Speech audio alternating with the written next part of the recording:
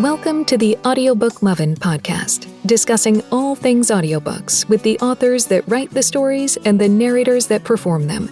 Brought to you by Viviana, Enchantress of Books.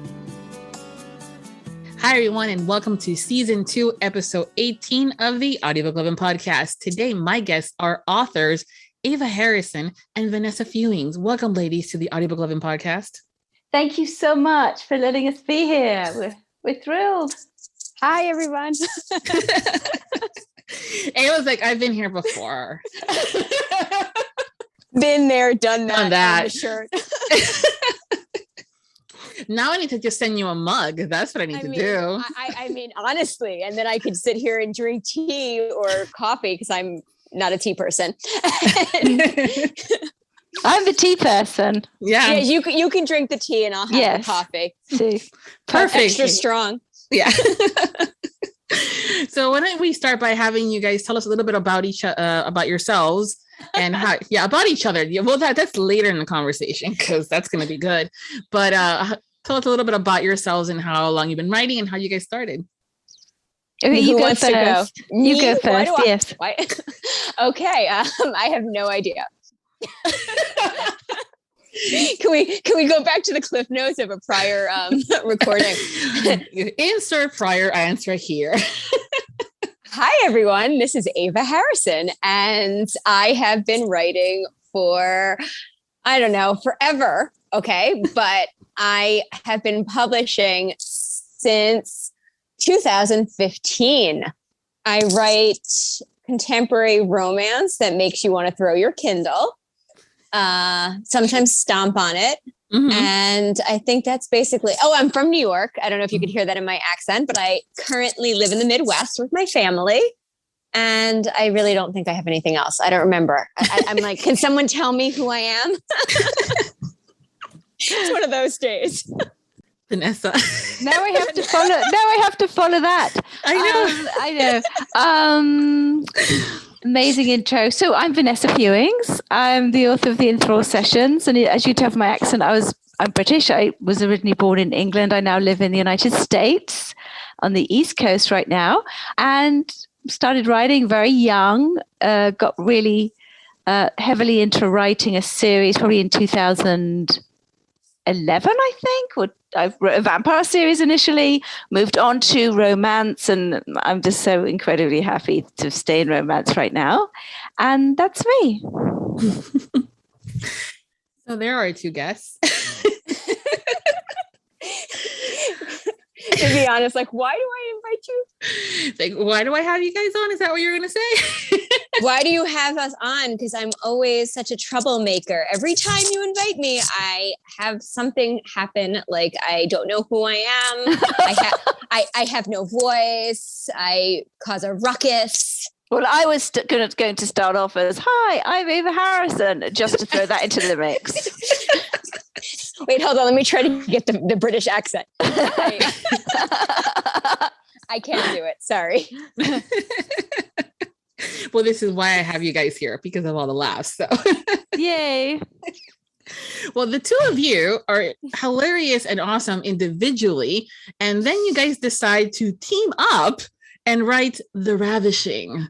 So can you tell us a little bit about how this collaboration, like, how did it all happen? Okay, that's all you, Vanessa. Oh, it's your fault. Okay, Vanessa. Well, I think, it's my fault. Well, we had been reading each other's books for quite some time and sort of got to know each other. And I think that it was just, to be honest, over the last few years, it's been challenging for everybody. And we were just saying, wouldn't it be nice just to have someone to write a book with? And I said, you're my first choice. And so that was it. It was very easy. And we were like, what about this title? And we both agreed on the same title. And we were both like, what about this cover? And it was like, perfect. We love it. And then we started to plot the book, which I'd never done before, because before I was a pantser. So this I've learned to plot since, believe it or not, after 22 books. And I wasn't letting her do that. No, I was going to say, you're going to be a good influence for once. Yes. This is, I was like, oh, no, you think we're going to pants this? No, here is my 14-page Google Doc that's separated into chapters and scenes and beats. And she's like, oh, wow, that's really intimidating. And I'm like, it's going to be easy. Yeah, it was, I'm actually doing it now with my latest book. So that's the effect she's had on me, the positive effect. So, but I'm so proud. Yes, I know.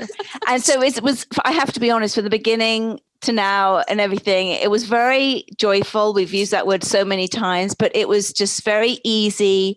You felt like you were working with someone who got every aspect of writing, from the rhythm of a story to the arc of a character to the passion for the location to just the whole entire process. Like, it was so just a joy too. I mean, if you think of the way, if you hear us, right, the way that we talk, this was us every day for like 4 months.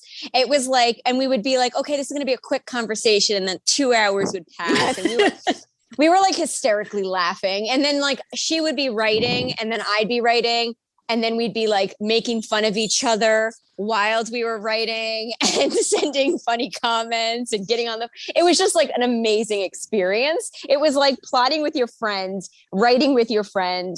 And every time you would do something new and exciting and you'd read the other person's words, it was like, you know, you just got so excited. Yes. It really was exactly what both of us needed, and at exactly the right time. And I think Vanessa had already said that it was really hard last year to like motivate, knowing that you had someone that you know, like I got excited every week when we would, we did plot, as Vanessa said, we plotted the book, and we plotted the book every chapter with like a kind of like idea of what was going to happen. But every week before we wrote the book, we would separate the chapters, who was going to write what, and get on the phone to go through actually like everything that was going to happen in that chapter.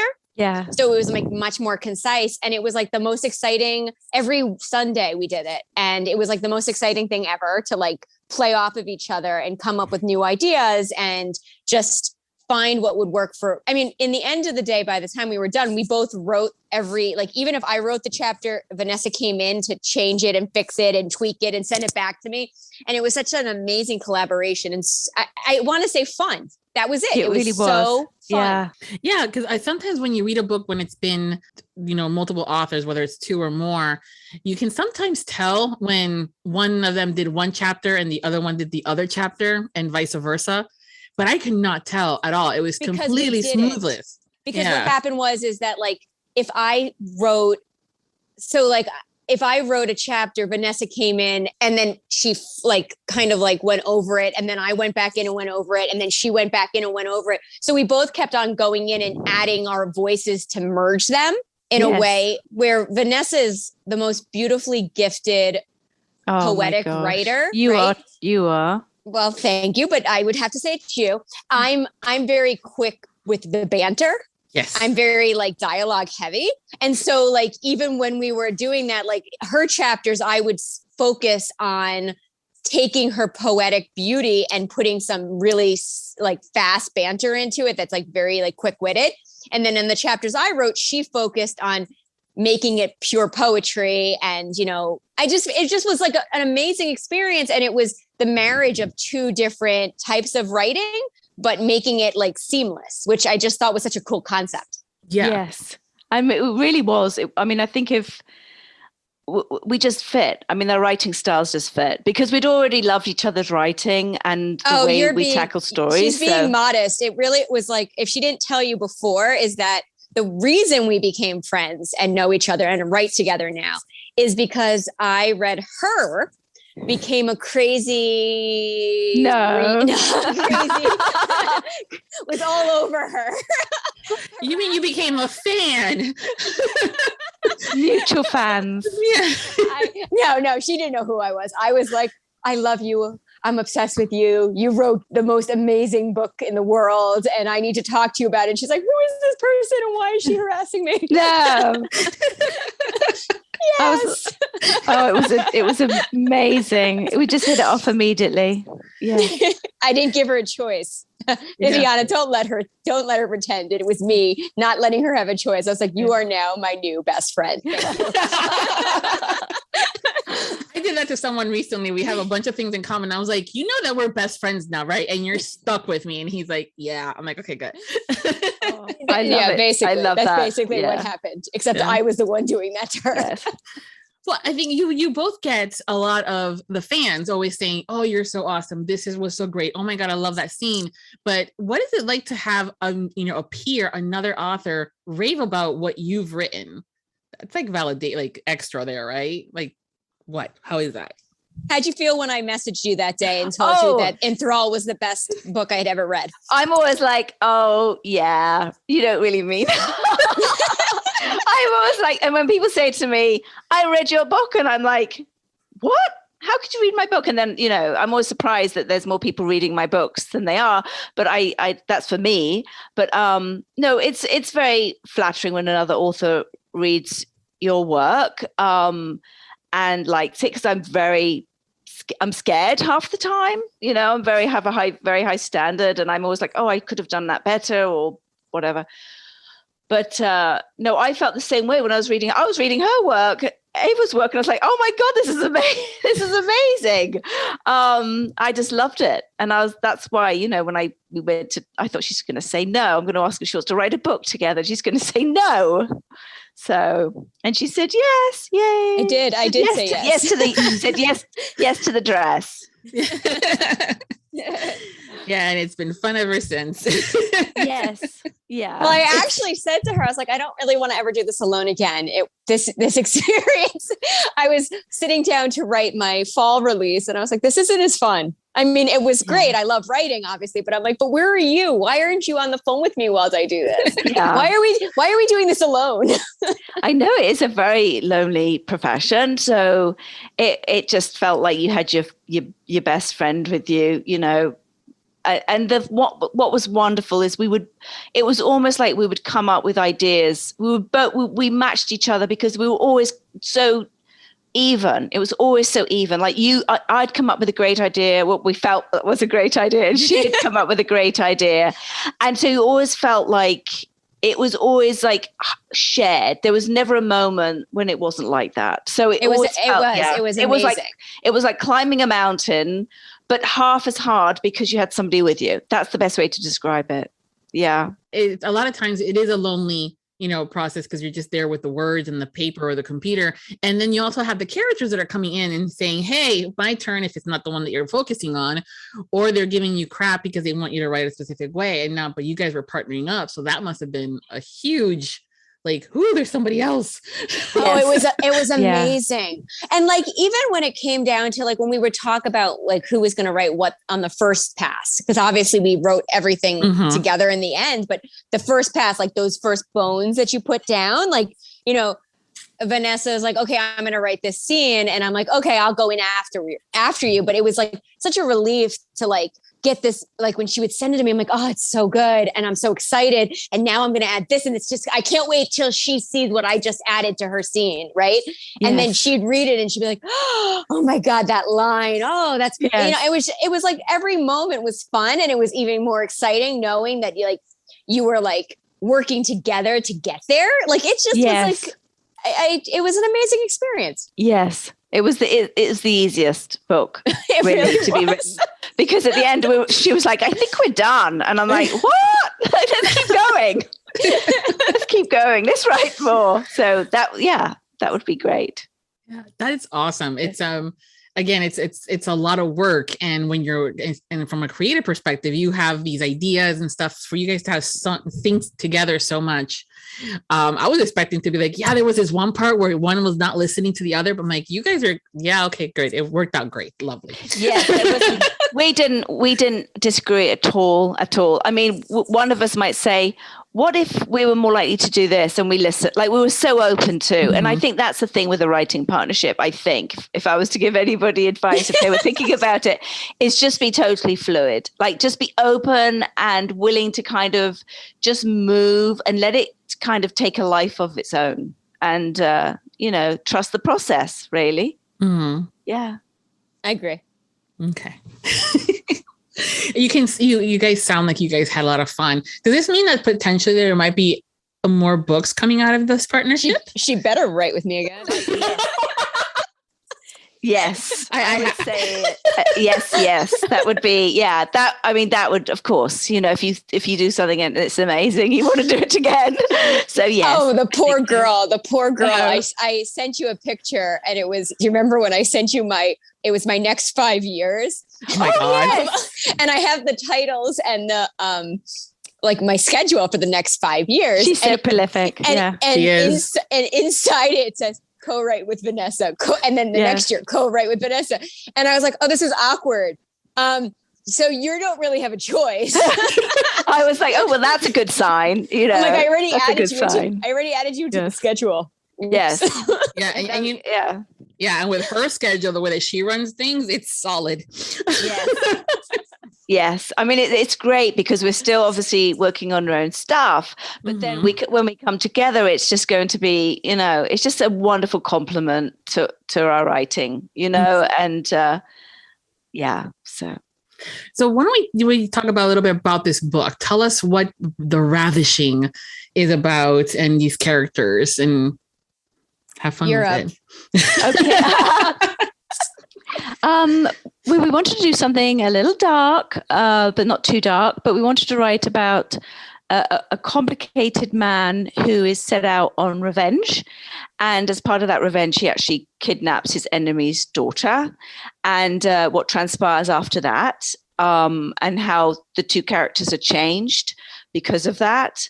And what blossoms is love in this, in this kind of dark shadows, these dark corners of New Orleans, this wonderful kind of backdrop is these two characters who are in kind of this forced proximity, and they just get to know each other. And then, am I allowed to say they fall in love? They would have to. It's an HEA. Yes.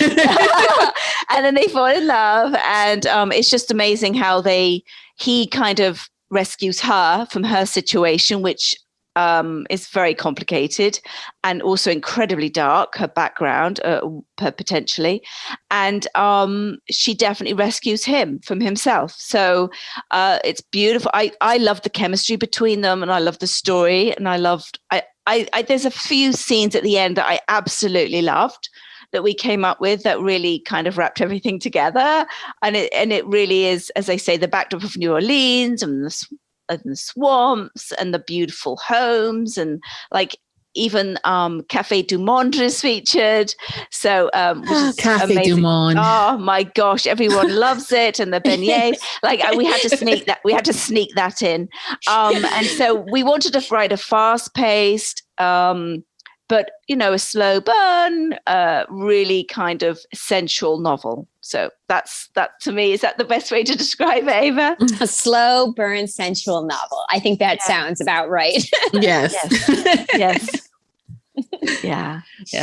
No, I loved all those little tidbits, and I'm going, hey, I've been there, Café du Monde. Yes. Oh, messy but yummy. Yes. Yes. And the way that the houses were described too was also great. It's like, oh, okay.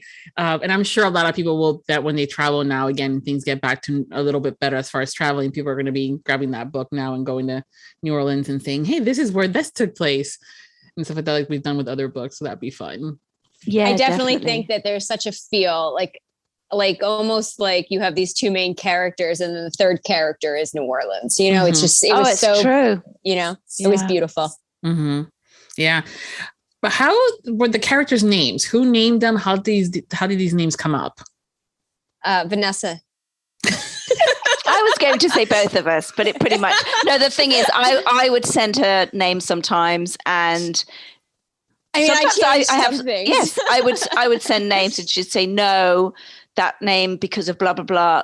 When you start with names, the names of characters, and every single name in the book starts with the same letter, you've got to be really careful with that.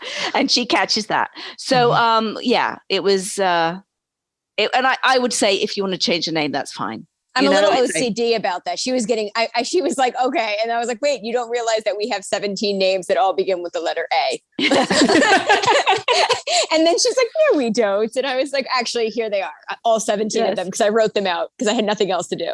Oh my gosh. I was like, what makes it easy? No, yeah. I'm usually really good at that for some reason. You know what? I'm not. I do it and I laugh because I do it with every book. Every book, there is a chosen letter, and the letter's never the same. And it winds up that every character in the first draft has the same initial. And I don't know how it happens, but I always have a good laugh. Yeah. And and then I change it.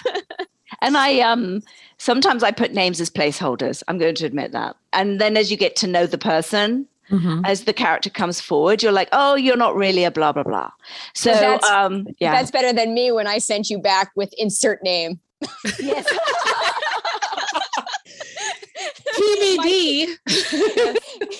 And then you have to go through the whole thing and make sure, you inserted the name. You've changed the name, or you've corrected the name everywhere if you change it. So it's better to start off with the names, that you love.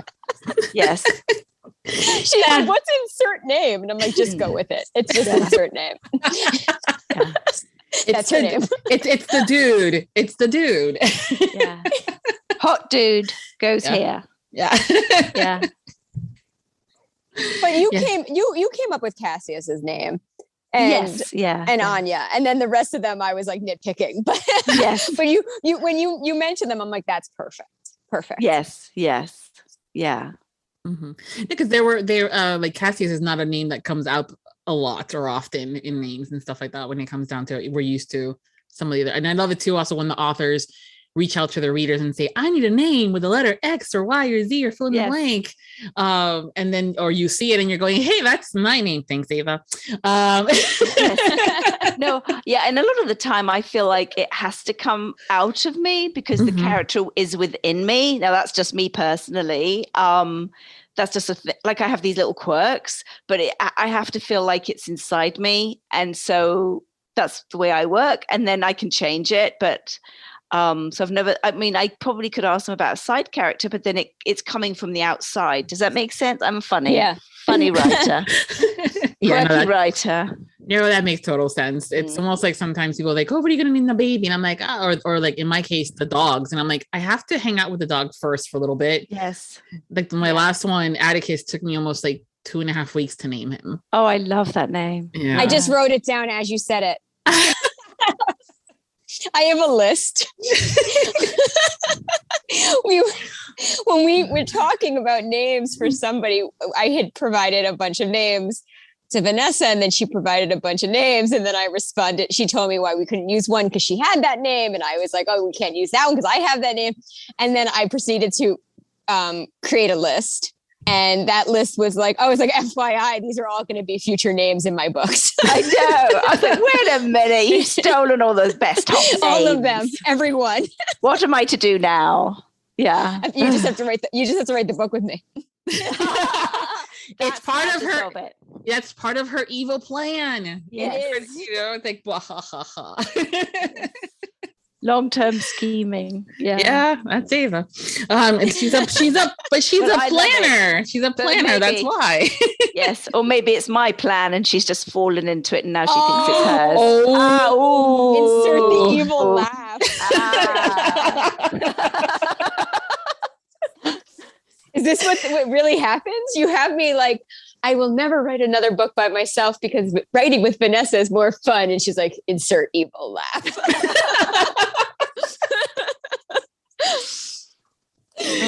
Oh goodness. Oh, it's fun.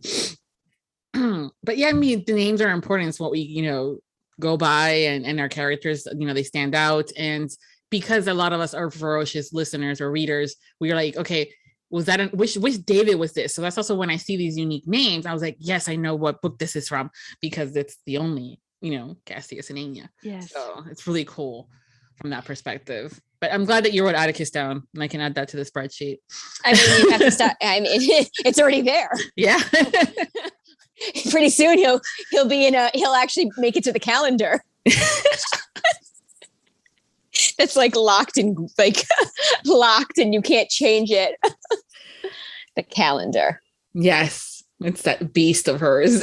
Yes, she's amazing. She's like, I'm halfway through a novel. I'm like, I'm on chapter 4 of my next one. So ahead of me. Well, different writing styles and pacing and how the process goes. And Yes. so, Vanessa, you said that you were a pantster, and Ava obviously is a planner and a plotter. Yes, I was. To a fault. To a fault. But you mentioned before that now you're actually plotting your next book. Are you Yes. finding that process now it's a little easier for you to write this book that's coming out? Or Well, I tend to write the first few chapters just to kind of get a feel. That's just me just getting a feel of the story and the characters, and then the story kind of comes together. But I was like, I really need to plot this particular one for certain reasons, which I'll reveal hopefully in the next couple of months. And then I was looking at, I thought, I'm just going to make one of those files that Ava made. And then I was looking, and then I was like, okay, what are the scenes that I need to put in there? Which characters, blah, blah, blah. And then I was like, oh, I think I've plotted a book. She's done it to me. There's no going back. This is really great. And then I found I wrote faster. She told me that if you do this, you'll write more words because you know what's happening, you know what's happening next. And I was like, oh no, because I have to let the characters show me where they're going, blah, blah, blah. And now I'm going, oh, this is easier. I'm like, oh, how many books have I written like this? And I'm like, oh gosh.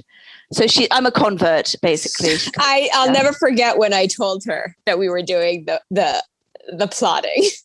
and she's like, oh, I just like to have the, I'm like, no. And I really put my It would have been down. a disaster. I mean, looking back, it wouldn't have worked because we'd be like writing two different things. It would be I was like, and I made it really, I was like, I'm going to show you how we're going to do this. And it's going to be a spreadsheet and we're going to share it and we're going to highlight in certain colors, right? It was color coordinated. I can't, you can't make this stuff up, but it was color coordinated so that the other person could go into the spreadsheet and see what was written already. And so that they could, and then they could look.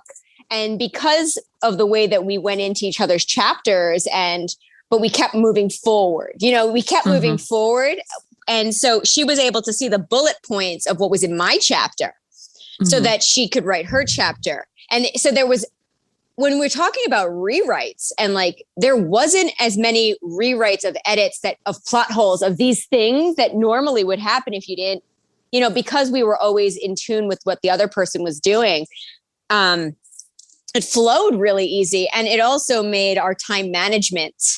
You knew that you were working on 4 chapters this week. You knew exactly what you were writing. And I was writing my chapters knowing exactly what she was writing because it was plotted, so we were moving forward at all times. And it was wonderful because we most of the time, things came up, but most of the time we were hitting those marks.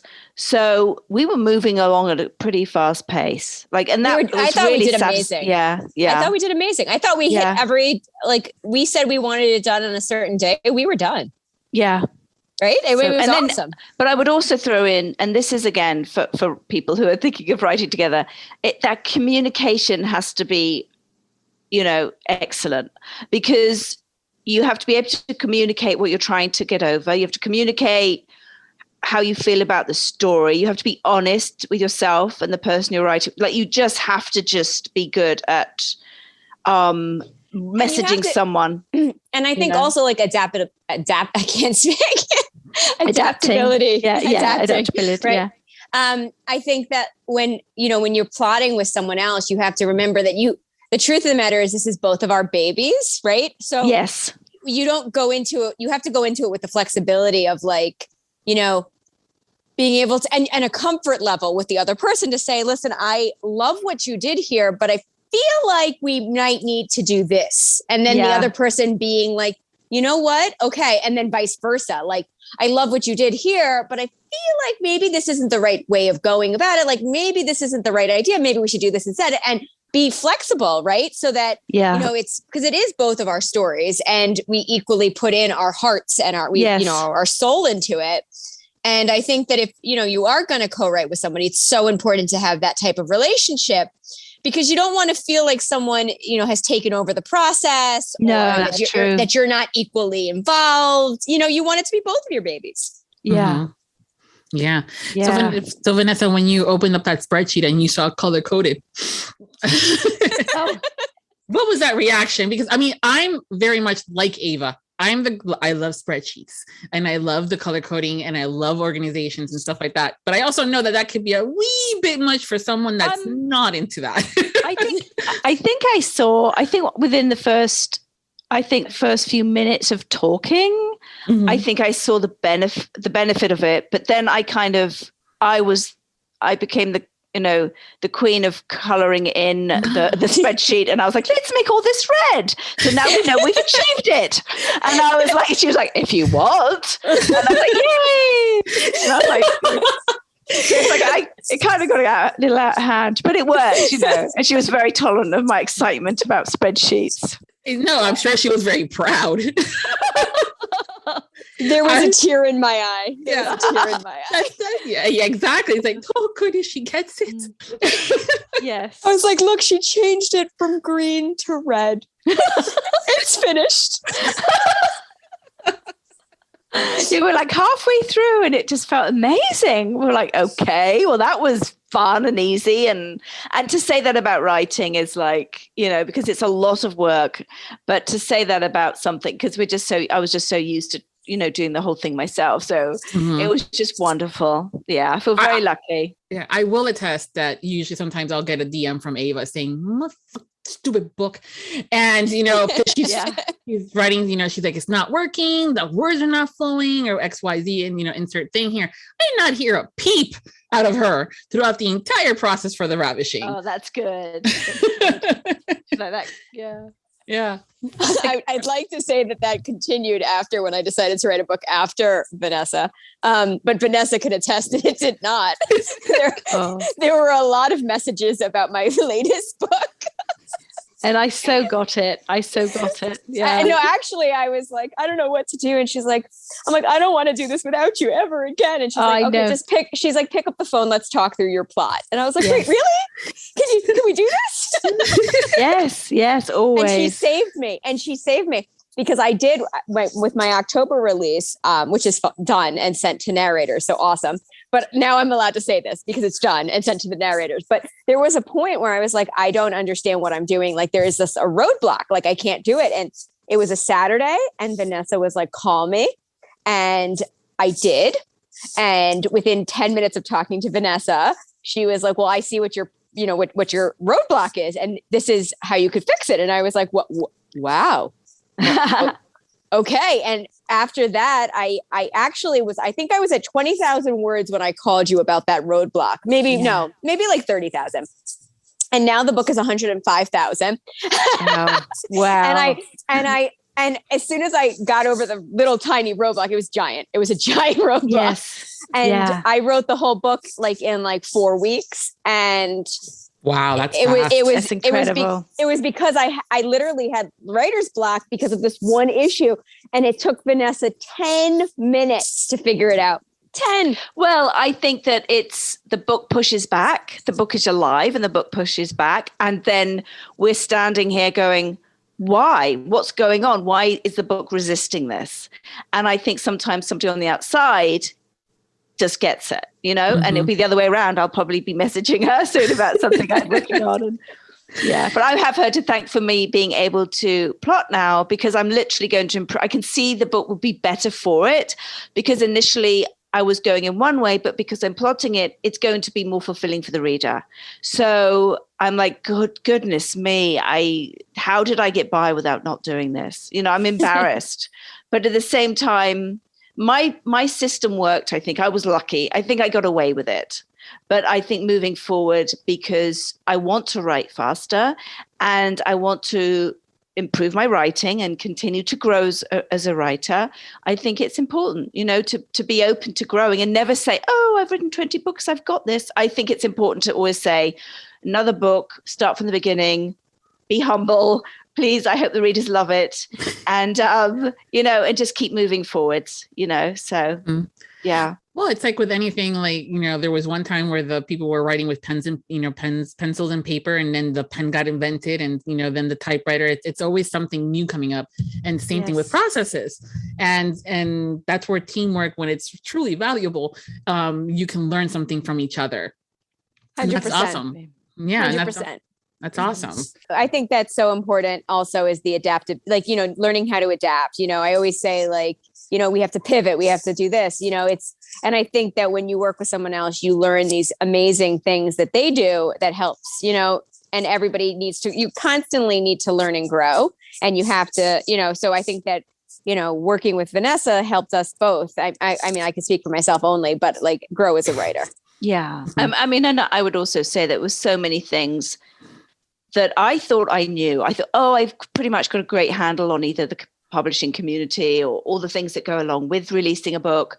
And I knew that Ava knew a lot more than me, but she knew a lot more than me. And I was like, and I kept learning so much. And she'd say something, I'd say, how can I not know this? How can I not know this? So I think, a lot of the time I was just saying to her, how can I not know this about things? But she, so I feel like it just helped me across the board.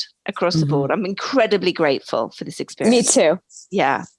Yeah, it's great when you can, feed off each other from the creativity purpose, but also the communications, and learn because of the different ways that things have gone in your career paths. And and it's also great that, Ava is willing to teach and share her information too. Sometimes people are a little bit like,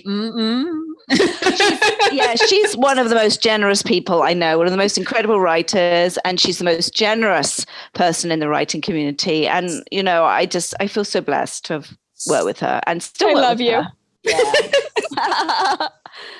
Yeah.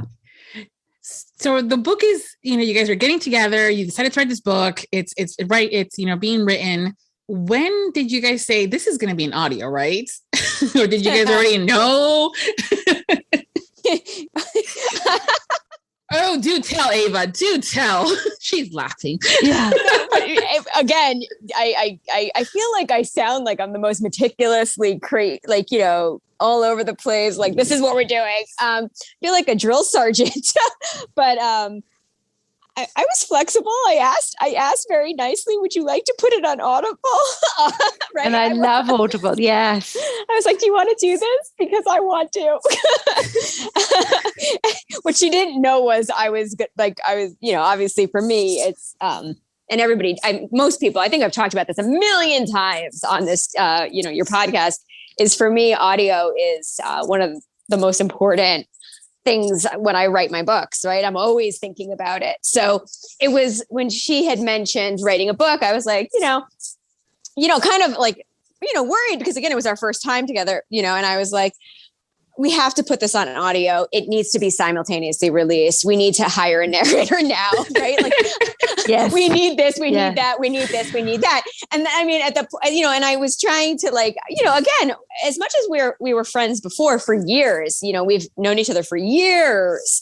It was still very different to say to somebody like, this is important to me. I hope it's important to you. And and hope that they answer the way that you want, because again, audio is very important to me. Mm-hmm. And Vanessa, again, is like the most amazing person you've ever met in your whole entire life. Oh my God. And she was like, yes, I want that too. And I was like, oh, thank God. Because if you had said something different, I'd have to sit down and talk to you about why audio is so important. I love audiobooks. I'm a huge fan of audiobooks. But that was the best, was that she's a huge fan of audio. So it was very easy to talk about why it was so important, because, I mean, it really is. And the simultaneous release and writing your book with the idea that you're putting on audio, right? Like, that's a different way of writing a book. I write my books knowing they're going to be narrated. So... And then the fun comes from choosing the narrators. Yes. Because that was going to be my next thing. Because Ava is very much in this is how we're going to plot things out. Very much, she said drill sergeant, but I don't like that term. Like, she knows, and this is how the process has to be. And some of us people need that in our lives. or don't want to have to be the one to do it, because usually that's also me, which is probably why I don't like that term. But no, so you guys now know that it's going to be an audio. There's two individuals that are even regardless if they're thinking very much alike, you two are two separate individuals. How did the selecting of the narrators come into play now? Oh, we had so much fun. I thought that was so much fun. We were listening to sexy male voices. Right? Gee darn. Yes. It was about as fun as when we were picking out the cover image. It was a rough life, okay? Rough life. And I think Vanessa Edwin, very cheeky having the same name as me, but I'll let it go. No, I'm joking. She was like, we had, I think Ava suggested to her immediately. I listened. I was like, yes, please. Will she do it? She's like my muse. Yes. She's my narrator muse. I love her. And so I was like, I would like to use Vanessa. And she was like, okay, I love it. This is amazing, this voice. But we had fun listening to men. Yes. So it took us months and months and months. Gee darn. But because Ava has her favorite male narrators, and she has a very few there that she's like, and then she also, she talks to the listeners, and we're always saying, oh my God, you have to, have you heard him? And have you heard him? And oh my God, have you heard him? Yes. And I think Ava found Connor, and she said, pretty soon. I joke about months and months, but really it was very quick. Mm-hmm. And we were like, okay, let's just see if he's available. So, because that's the next thing. You find a narrator and then you're like, oh, let's see if we can actually get them. And they want to do it. So, yeah. Yeah. Well, I had been wanting to work with Connor for since I heard, I think you told me about him, Viviana. So I wanted to work with him. And then, you start to talk about this character, and we had to, it was important that we picked out the narrator prior to writing the book. That way we could hear his voice and her voice. And since Vanessa was already cast, it was easy to write knowing what she was going to sound like.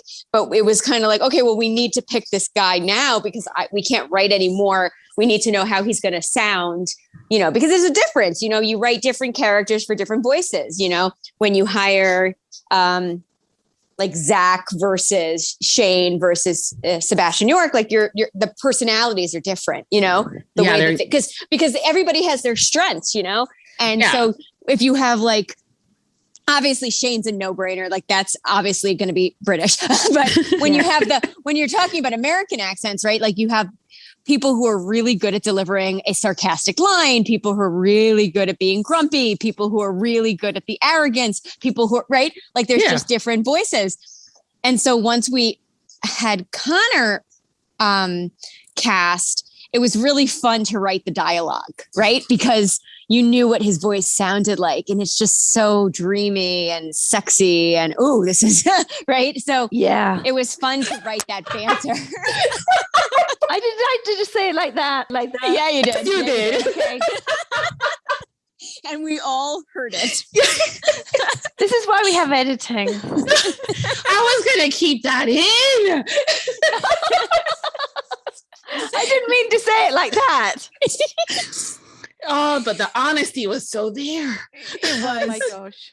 It was. Oh my goodness. So my husband does not listen to this podcast.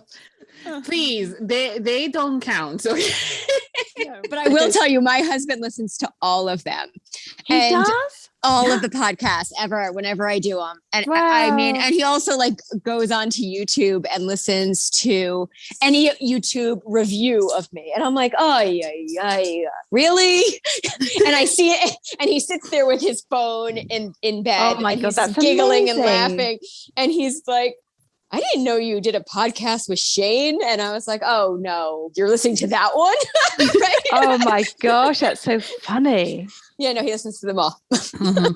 So, Vanessa, your husband's probably going to be like, so.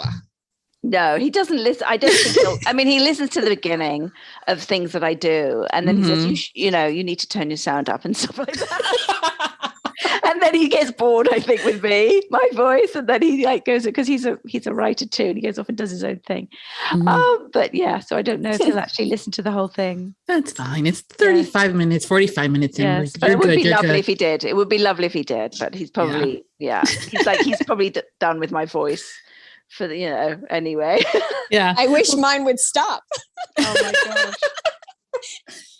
Oh my goodness. Yeah, but it's true. I mean, each of the narrators, we all say, because like Jason Clark has that, deeper growly voice. Yes. Zachary has this little, thing where he can be very sexy, but also the best friend guy next door and things on and so forth. And then there's Sebastian York, who has that, deep rumbling kind of thing, but they also have their cadence.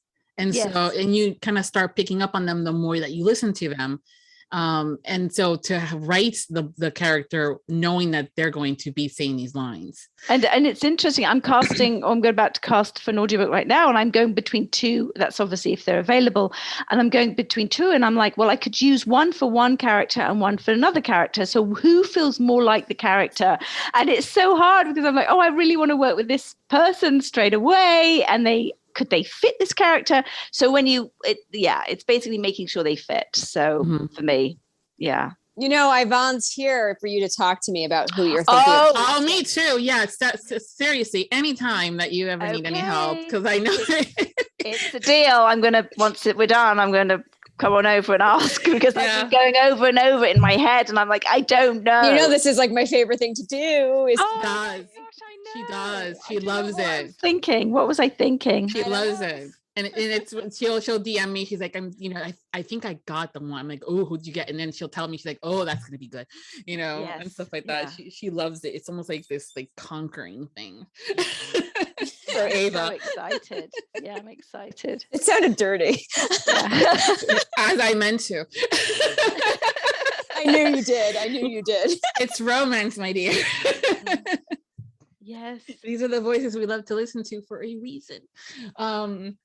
Granted, they wouldn't have a job if you guys weren't writing these words. So we totally appreciate and love the authors. And sometimes the narrators gets a little bit more of the love at the end of the day once the product is out.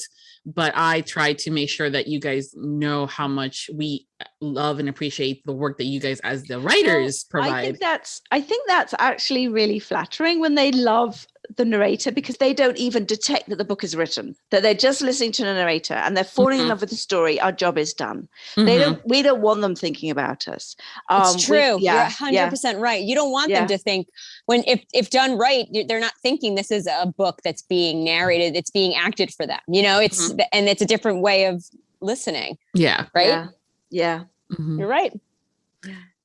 So when you're writing now the story, and you know that you have Vanessa Edwin, who is a sweetheart, gifted actor and voice talent, and Ava's muse, as she likes to coin. Who I may pinch for a future book. Absolutely. And then now we have Connor Craze, who is also possibly another muse for a bunch of other people as well. And you're writing, do you guys are you purposely adding certain things for the characters to say? Oh yeah. Sorry. I was. And now it's Ava's turn. We're actually going to end up with audio gifts, if there is such a thing. We've each got one so far, I think. Yes. There are certain words or certain things and certain way of bantering in which certain things that I want Shane to say, or, Connor to say, or, when I work with Zach in the past, he did Conceal. There was just certain ways of him that he talks and says things that I wanted that banter to be there, and it was purposely added. And obviously I add certain things for Sabio because I like when he says those things. And so I think that when we were writing, there was definitely parts where when we were writing, Cassius, we were thinking to ourselves okay, well, that's going to sound great when he says that. Yes. Yeah. And it did. And it really did. Yeah. And it did. And then remember when we got the clip, because he sent us a clip. Oh my God. And we were like listening to it on repeat. Yes. And I played it for my husband and I was like, what about this narrator? And he was like, oh, he's really good. And I was like, yes, we've got him. It gets really, it never gets old. Yeah. Yeah. It's just one of those things when they can bring these characters to life and you're going, yes, that's how, you know, in your head they sounded, or when they do that banter and they're just being funny or they're being sarcastic or just flat out assholes because they're pissed off about something at the moment, you know. And Connor does this, and this is what Shane did and Will Watt did, and it's amazing when you hear the narrator. Same with Emma Wilder, who was my Scarlet, and all the other so many amazing narrators we've worked with. When you hear their voice and they read it in the tone that you wrote it, there's a rhythm to the writing, and you're like, basically, when you listen to their rhythm of their voice, and like, oh my gosh, that's exactly the tone and the rhythm that I wrote it in, and they've nailed it. And it's like, it gives you chills. It gives you chills. It's true, honestly. And sometimes when I listen to, you know, I was like listening to Connor or Vanessa, I'm always like, oh my God, that's amazing. I'm like, oh, wait, right. We wrote that. Right? Yes. Right. Wait, what happened? How did it, you know, yes. Like, it's like almost like they've done such an amazing job of making me, I remember listening, it was years ago. I had Christian Fox narrate Sorted, and I was sitting listening to the proof, you know, copy. And I was like, so like, I was just like so lost in his voice, right? That I was like, didn't even realize that I had written the book, right? Like I was like, so wow, I love that. Because he was doing such an amazing job of like transporting me into a different world, right? Like, you know, and it's just like, they're so talented. Oh my, you know, they're just all like these narrators are just so talented, and they really bring an extra dimension to the work. You know, they just, it's the icing on the cake. It really is. Book. Yeah. As well is, I'm going to move on because I think this is super exciting to talk about this, because this is the big thing for me. The cover. Oh my God. Yeah. Yeah.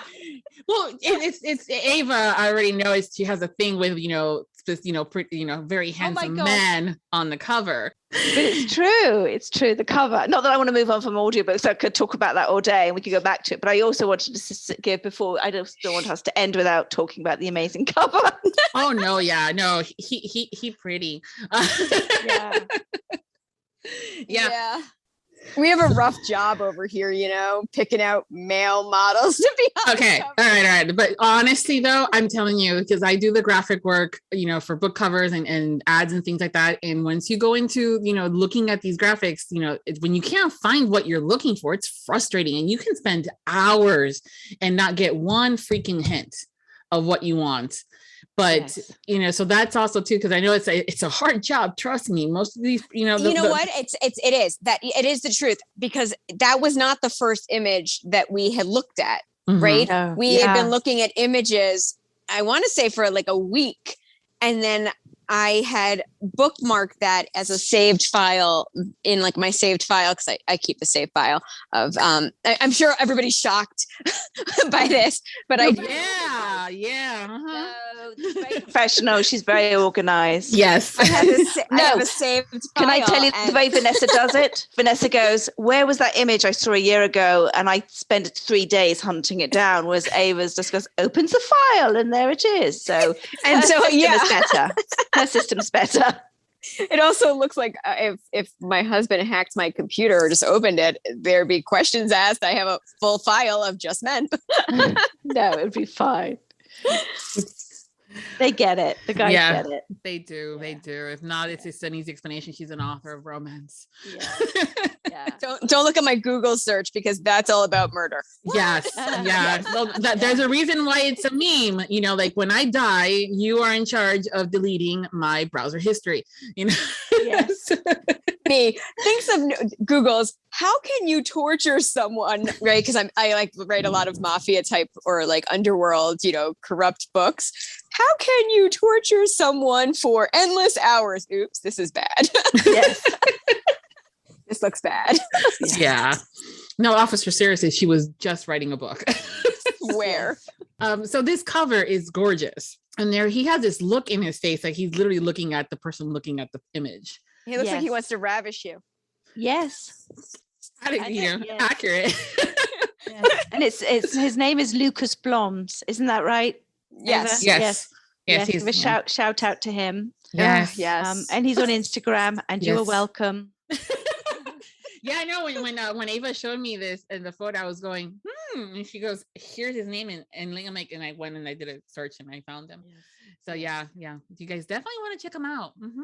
Yes, And he's very handsome. I mean, yeah. What happened is we were talking about the cover and we were talking about brands, and I just said, look, I think we had to pick a brand, and I was like, let's go with yours because you have amazing covers. Sometimes I just have objects on the cover, which is not always, not. And Ava was known for the guys, and I was predominantly known for objects, either keys or chandeliers and stuff like that. So we just went with, we had to pick one, and I pushed her. I said, you do your thing. And she really did. She did. She excelled at the cover. So yeah. She's I was like, okay. Oh, are you sure? Are you serious? Oh my gosh. Yeah. So it was, as you can see, it was just a thrill. This whole process. Well, I mean, Vanessa, your covers are very classy, and I love the chandeliers. I'm a sucker for the chandelier. It's my favorite. Yeah. The reason I actually bought Enthrall all these years ago when I bought it was because of the chandelier. Yeah, I didn't even read the blurb. Like it didn't even That's I didn't amazing. I went in there blind, right? Like I was like, this is just the most beautiful cover I've ever seen, and I'm going to read this book. And then again, I stalked her. And the rest is history. Yeah. No, I'll have to show you the photo of my in the living room. I have a fan, but with the lights and stuff like that. And I'm like, when I was looking for it, I'm like, I want something classy and I want something elegant, but not too much and stuff like that. And I actually showed my husband some of these photos. I'm like, this is kind of like what I want. And there was your chandeliers in the covers. Wow. Yeah. Wow. That's good to know. Yeah. I'm a sucker for vintage, so gorgeous stuff. Not only are you a writer now, but Vanessa, you're also an interior decorator. I know. I did not see that coming. That's your author bio. Oh my gosh. Yeah. I know what the thing is, when I was trying to choose them, I literally was going through, and this is obviously years and years ago for the first book. I literally remember where I was when I had the idea, like where I was sitting, where I was, because I remember I think I was going through everything. Is it fruit? Is it what object? Is it this? Is it that? And then the idea just popped in my head, a chandelier. And it hadn't really been done, I think, at that time. It was kind of an original idea. I think I hadn't seen it, maybe one, but I don't remember seeing it, I think. So, and then just all of them went to chandeliers. So yeah. I think they're pretty, they're shiny. And I think we all love pretty shiny things. So I thought it kind of gives you that whole like elegance, and that there's more to it, and that there's a little hint of, like, what do they do to be able to afford this and all this other fun stuff that kind of comes along with it. Yes, that's a good point. Yeah.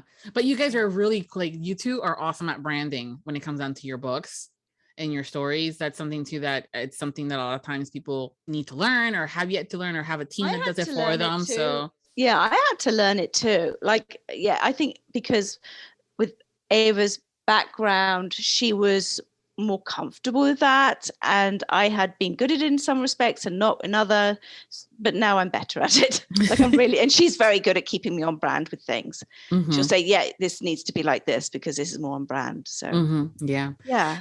Speaking of the covers, and then you guys switched it all up for us, and you did a different hardcover. Oh yes, yeah. Look at Ava's like, yeah, we did. I love it. It's my favorite. It's my favorite. When we found out we could do hardcovers on Amazon, we talked about it, and I was like, I would just want to do something that, because, as a reader, I personally read on my Kindle, but at the same time, so I love them. I love the idea of the male cover because I know what I'm getting. I know it's a romance. I know it's a dark romance. I could see all of that from that image, right? Mhm. But when I'm like in public, like sitting in an airport, I don't necessarily want to hold a picture of like, I read a lot of historical romance, and it's not like or even I read a lot of bully romance. I read a lot. I only read romance, right? So I don't know necessarily if I want to be sitting with my kids, like holding like a chest, right? And so I was really wanting to do, and I love objects. Again, I went like, fell in love with Vanessa chandelier. So I really, really, really wanted to do an object cover for that purpose, right? Like it gave both readers the Kindle reader, and you can get the paperback with him on it, right? But I wanted to give the reader who didn't want to necessarily hold the, hot man with the sexy, ravishing smile, right? Yes. And it was so much fun to like come up with that as well. It was just another thing that we worked together. We probably went through 452 stock images. Yes. Yes. Minimum. Yes. Yeah. But it came out so great, and it's so beautiful in person. Oh, it's so beautiful. Yeah, because so when people say hardcover, usually they think of the jacket, the paper jacket. And then inside, the behind it is just the regular plain black, or colored book. But yours are what they call library edition, I think.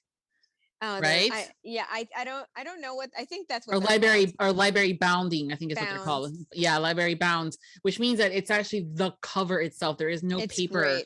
Yeah, I love that. It's so nice. It's so nice. I like hold them like I all I've ever posted on TikTok is different like angles of the hardcover. Yeah. Well, see, I'm the girl that buys the ebook, to read it, or if I get the audio. But if I really, really love the story, I'll buy the paperback.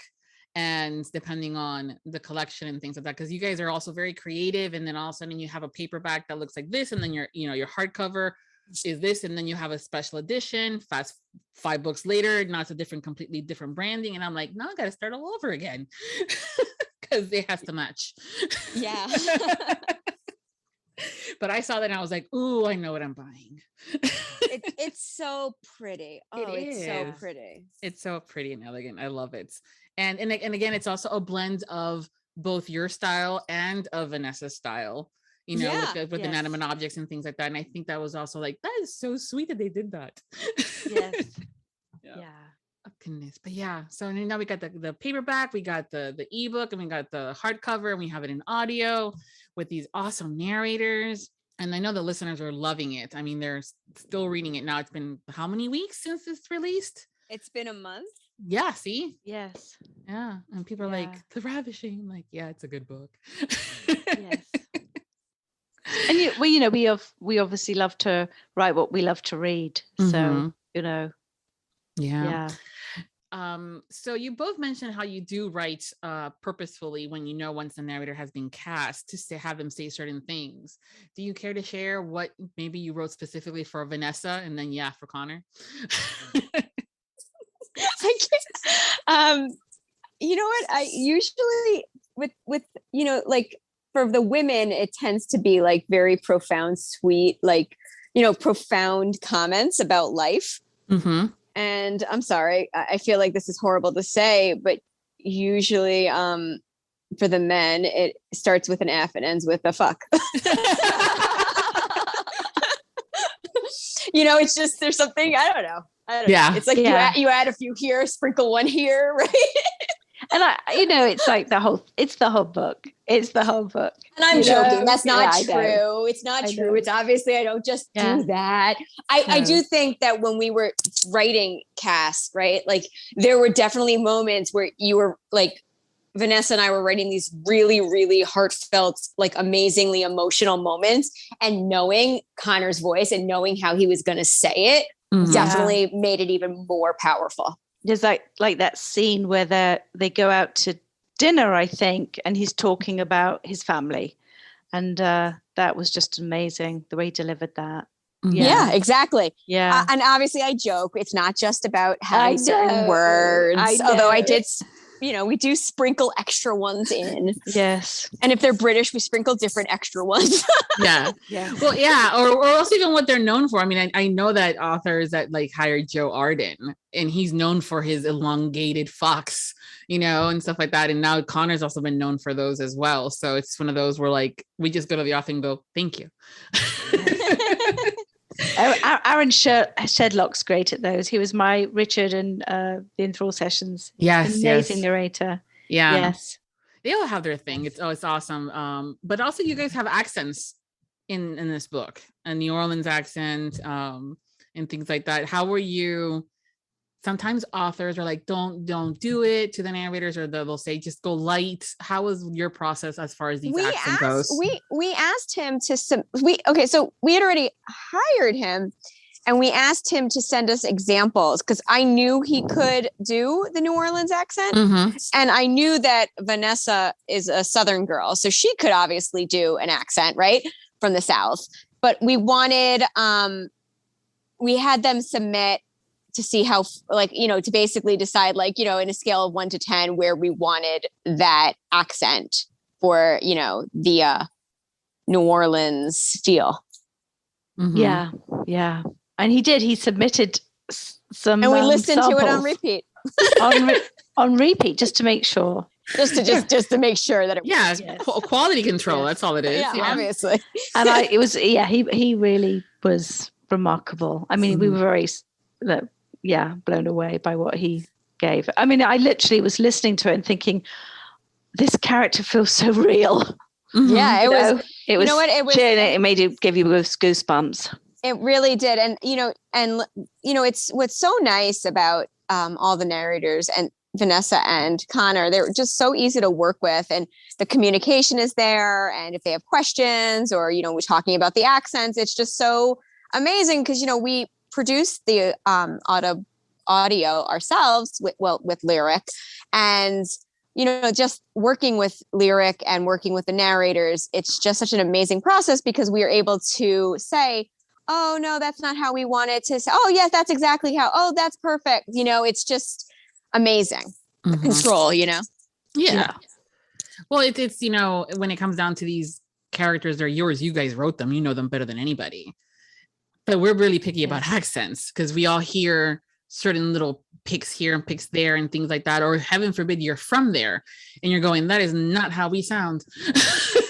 So you don't want to get dinged on that either. So it's definitely, when you can have that open dialogue with them, is fantastic. Yes, exactly. Yes. Mm-hmm. Yeah. So what are your favorite, like, do you have a favorite word, Vanessa and Ava, like in general? Just, that's just like, that's my favorite word. Oh, favorite word for narrator, for a narrator? No, for you, like you have a favorite, like, certain people like, supercalifragilisticexpialidocious. That's like their word, or the way a word sounds, like scrumptious is another one I've been told. Oh, do you guys have favorite words? And you, Vanessa, with that accent, hello. I don't even know. I think I don't know. Funny. I don't think I've ever. I think it's because we're used to being around so many words, mm-hmm. and loving the way a word sound in the rhythm of a sentence, perhaps, that it's hard to say that one word stands out, because I just love every single word. Like, I love the way words sound and the rhythm of words and what they can deliver, how they inspire, what they can, just everything about that. I literally can't think of one word right now. All the words are gone from my head. Yes. That's how I am, I suppose. Yes. Well, what is it? What is the word, when it's like inside you and you just feel like it's, I don't know. Yeah. I can't even think of the word. So the word's gone. The word is gone. Yeah. But you explained it so well, so thank you. Yeah. Okay. Now, on the opposite side, I would think that you do have a favorite now for this question. What is your favorite curse words? Oh, for you. Do you want me to go first? Because I will. Fuck. I love that word. Mine is fuck, but I also use another word, but my husband doesn't like it, so I'm not allowed to use it. What? What do you use? What? What do you use? Begins with C. Oh. You mean the I know, CU? because CU or yes, CO? because in England they use it all the time. In all the America, time. it's in America. You're like this. You cannot use it. I think we talked about this. that Eva. we It sounds did. terrible in America. It sounds like you're. Oh, I'm a washerwoman who's just Right. You know what though? You in the barn. had added it, and I removed it in every scene that you added. Yes. I was like, oh no, we So- don't use this. So my husband's the same, and he'll say, "Don't say that," and I'll be, "Oh, okay." But you know what? It's so hot when you're listening to a British. Mhm. So if you're listening to a book that takes place in England and you have the characters are British, then you have to have that word because it makes sense Yes, and it works. And we I are talking remember- about the word cat, aren't we? yeah, but with a U. Yeah. And You're then- talking about Ava. You've got a dirty mind. See you next Tuesday. So when I remember I studied in England in London for 4 months, and that was one of the words that I was like, why does everybody keep using it? But it's so hot in a British accent. I'm just letting you know how Yes. as an American in London. But we're not allowed to use it in America. The first time I heard it and some guy said it at like a pub, I was like, what? Why would you say that? And then I was like, oh, say it again. Slower. Well, right? No, I think it's interesting because here in the States, that's like, oh my God. But sometimes that just also adds to that when like, that's how bad it is when you have to use that word. Yes. That's how, especially here in the States, you're going, oh, Things are damn. really bad. So, Yeah. for me, my general is the F word. Mhm, And I love my characters when they use it because it just sounds so, mhm, I tend to throw in an extra here and there mhm. just because, it's like, oh, there hasn't been 3 in this page. Let's throw another one in. yes. But it still comes across like you're not just using it as a filler, though. That's what I love about your writing style. No, of course not. And Yeah. I joke. Sometimes I'll write it. They really don't show up a lot unless it's in the male POV. I just think that when I think like a man, they say that word, right? Like, I don't know, because in the women's POV, I don't have it very often, but it's like when I like pretend that I'm a man writing a scene, that's the word that comes into my head the most. Yeah. Well, if you were writing me as a character, you would be using fuck and bloody hell, even though I'm not British. Those are the 2 that I usually go with. So it all depends on the person. But yeah, no, definitely. It's I know sometimes people will like in the reviews, like so much curse words. I'm like, and You know what I do? I think I've told you this, what I do. I purposely add a curse on the first page. Mm-hmm. On purpose. Every book. And my theory is that if you're going to sample my book before buying it, I want you to know what you're getting yourself into. True. Because idea. I have a potty mouth, and I write. Here's the thing: not all of my books have a lot of curses. Some of them are less than, some of them are more. But like the last couple books, they're all based in this like corrupt empire, that I've created. And I don't think it's realistic to believe that the head of the mafia wouldn't say that word, right? Yeah.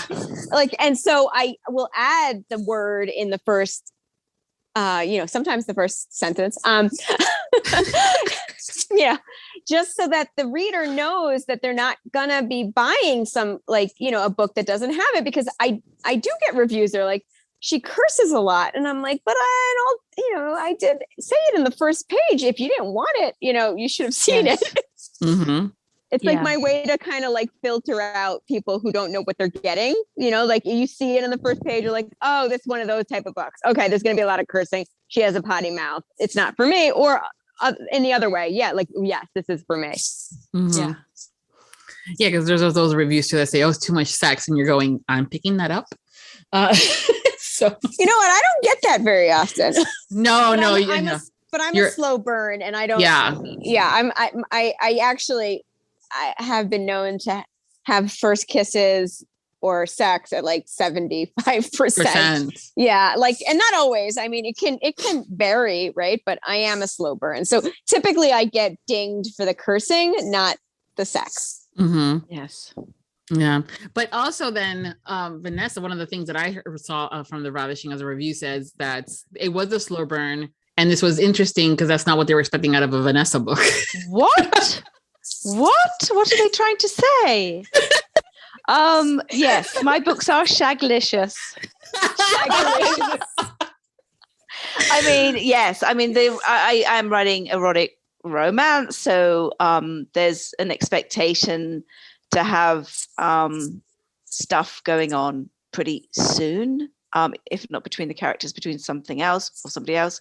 So the enthrall sessions is highly erotic. But we talked about, again, we talked about what expectations, and Ava is very well known in KU, whereas I am in KU, but I'm also get a lot of sales, perhaps, so it's like, it's a different kind of audience, maybe that we had different audiences. So we were going to have to either do one or the other, jump straight into the bonking, or do the slow burn. And I was very excited to try with the slow burn. I mean, a lot of my books can be a bit of a slow burn. I mean, I think, in fact, when I wrote Enthrall, I think people were saying this is very erotic, and other people were saying, well, it's not as erotic as I would expect. So I just went guns blazing for Enthrall Her, and was like, okay, well, let me show you what I can do, and or what my characters could do. Hold and then my it just beer. Yes, hold my beer, hold my alcohol, yes, hold my local alcoholic store, and then but I mean it was erotic and it was very sexual as far as I was concerned, and I remember thinking, gosh, I'm pushing the envelope here, and then they were like, one reviewer was like, well, I don't know. I'm like, gosh, what are you used to? And of course now I realize what they were used to was Pepper Winters maybe, and C.D. Reese, and I don't know. And it was like, so they were used to a different, level, and I had to catch up. So it's the level, the hot and steamy level is always up for interpretation depending on the listener reader. Yes. Because it's always subjective, right? Yeah. Like we have like reviews where we marketed the book as a enemies to lovers billionaire romance, and not necessarily dark. And we could have a review in one review that would say this wasn't dark enough. And then you have the next review that's like, this was really dark. And I'm like, oh, that's weird, right? Like, how do you have, but it's interpretation, right? It's all subjective. Yes. I mean, I think that our book is very sensual. Yes. And I don't think it's erotic by no means, but it's very sensual. And there are erotic moments. And there are erotic moments. There definitely are those moments, but it's just a very sensual, seductive, sexy book. But it's not erotic by no means, right? No. But I think that, I think the beauty of being able to co-write is giving yourself the ability to write something different that might be a little bit different than what you're used to, and trying it out and seeing how it works. And, hopefully when we do this again, because I'm not giving her a choice, we're able to learn from what we liked about this experience and what maybe we could have tweaked and did differently and do it again. Right. And, maybe it's slower, maybe it's not as slow, maybe it's a little faster, maybe it's a little this, maybe it's a little that, I just think it's such an amazing, because technically it's two brands merged into one, but you're able to like try new things that you might not have tried on your own. Yes. Which is very exciting. Yes, for sure. That's when I was reading it and listening to it, I was like, okay, well, the branding and even the covers, like I said before, it was very much of meshing of the two of you. That was like fantastic. Oh, thank you. I mean, and look, we set the book in New Orleans, which was new for me because I only set my books are all in New York. Yes. Right. So that was exciting. Yes. Like, oh, to a different site. Oh my goodness. Which was amazing. I mean, listen, my brother went to school in Tulane in New Orleans. So it was great to be able to like come to that with knowledge of the area also. But most of the time I do like to set my books in New York. So it's like, okay, well, I'm writing with Vanessa. Let's do something cool. Let's go someplace cool, Yes. That was fun. Yeah. It's always nice when that happens. Because again, like with Ava, we're like going, oh, it's in New Orleans. Okay. Yeah. Mm-hmm. So that was fun. What we're going to do is we're going to obviously have you guys back the next time that you write a book together. Oh, that'd be wonderful. And then that way, yeah, exactly. So we'll do it then too. So we'll have there's so many things to do.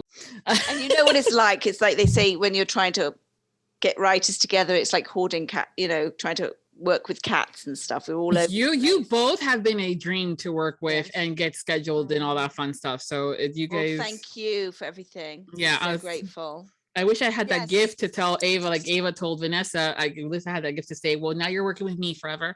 I love that. Yeah, I mean, poor woman. I really just came in there like a tornado. No, I was the one that said, let's write together, remember? That was me. Yes, I do. Yes. Let her own it, Ava. Let her own it. Yes. I might have dropped some subliminal hints. I mean, maybe she picked them up or not. Goodness gracious, you guys are hilarious. I love it. So why don't you guys tell us what you're working on now that you're currently that's coming up that you can share? Oh, okay. I just finished a book. Yeah, wow, yay. Congratulations. It just went to the narrators on Friday. Wow. Yeah, it was a beast of a book, 105,000 words. Oh, amazing. A beast. I'm very excited. It's set in my corrupt empire. It is a spin-off character and it is coming out in October. And I am so excited, right? Because it's again, I'm not saying who the narrators are, but one of them is new to me. I like how you say it. One of them is new to me. Yes. The male narrator is a new male narrator to me, so I'm very excited. Interesting. And I can't wait for you to tell me. And you know what? And it was an amazing. It wasn't. I mean, luckily I had Vanessa who let me talk plot with her because it wasn't as fun to write as it was to write with her. But I love the book and it comes out in October. So that's it. Now your turn. Now it's your Vanessa. Mine's still under wraps for so many reasons, but my work in progress, but I'm super excited. I'm halfway through and I think my readers are going to be really happy when they find out. So I'm keeping it under wraps and I'll probably announce, I was going to announce it in September, I think, but I'm just kind of waiting for the right time. What can I say? I love the alpha. And it's a brand new character coming in. So I think all of my readers have guessed and I'm giving a lot of clues in my little private Facebook group, Vanessa Fewings' Romance Lounge. So a few of them are like, what about this? And I'm like, hey, what about this? So I feel like I'm dropping enough hints, but I'm just not quite ready to announce it yet, but I will be soon. Cool. Yeah. So we'll look into that around September. You said you'll probably start sharing some info? I think so, yeah. Okay, cool. I think so, yeah. Yay. Because we write this stuff in our calendars. Okay. And it would come out next year. Especially me. Yeah. It's next year. Yeah. But it's a lot of lists because there's so many authors and so many books that are constantly coming out. And then also now the narrators are at a different, layer on top of it. There's been like this huge thing about like adding it to the calendar because otherwise you're like, who, what, when, where, why? But no, this is fantastic. I cannot wait for you guys to let me know after we finish recording who all this stuff is, but also of course for the listeners and for them to find out once you guys announce everything. It's going to be fun. I know they're always like, ooh, what are you working on next? Yes. So why are you laughing? It's true. I'm like, I don't know what I'm working on next. I'm just kidding. I have it in the calendar. 5 years from now. Color coordinated. Yeah. Oh my gosh. Yeah. But it's an interesting world too, because you guys, you just released a book and within a few hours, you guys are probably getting asked, what's next? Is there a new character coming? Within 24 hours, there's that comment. And sometimes, I mean, I always know what's next, right? But at the same time, I'm not obviously going to say anything, right? Obviously. So, it's not, unless I know for a fact it's not next, which I always hate to say to people, right? When for a really long time, there was a character that everybody would message me about.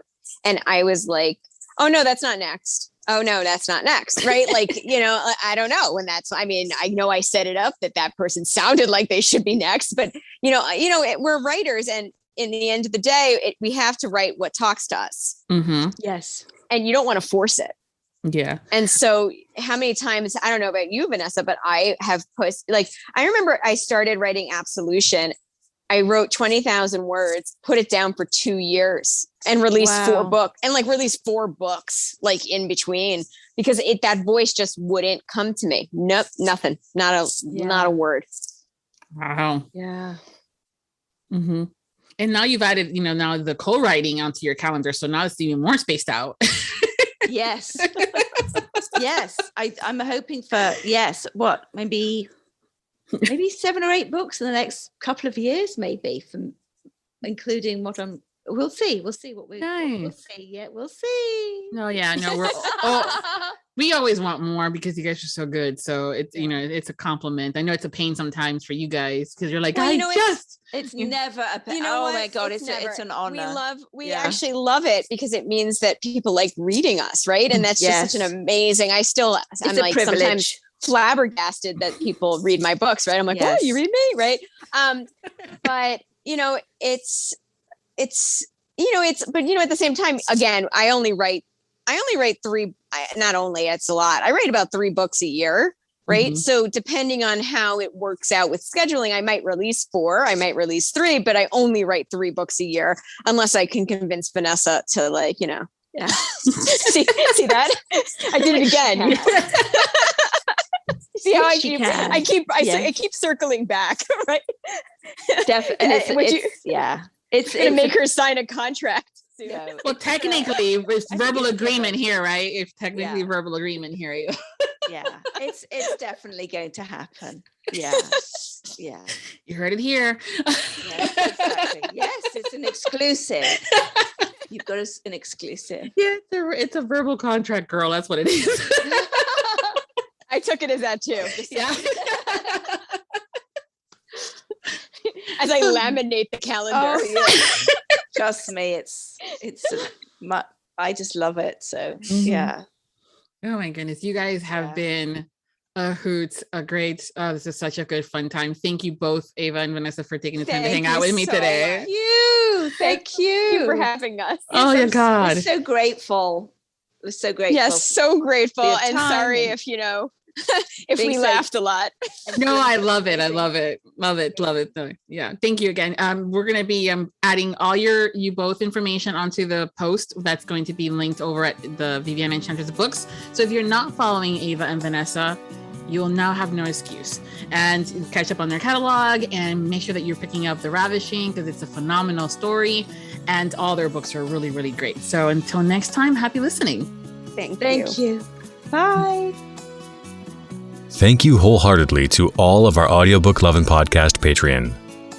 Special thanks to Nixley Zenner, Victoria Butler, Carol Liebner, Chrissy Font, Karen Hoffman, Leanne Schwartz, Lynn Black-Patterson, Michelle Eddy, Michelle DaCosta, Farah Blair, Bethany Crane, Brittany Robinette-Leiter, Dawn Darsh, Carrie Wallace, Christy Reitz, Michelle Bestard, Sarah McQueen, Valerie Wall, and Nancy Billows. Support the podcast by becoming a Patreon at www.patreon.com/audiobooklovin. Benefits include early access, shoutouts, special exclusive content, and much more. Thank you for your support. Thank you for joining us on the Audiobook Lovin Podcast, hosted by Viviana, Enchantress of Books. For links and more information discussed in today's episode, previous podcasts, or the Audiobook Lovin Series, please visit our website, vivianaenchantressofbooks.com. If you enjoyed today's episode, please leave a positive review wherever you listen to our podcast. Until next time, happy listening.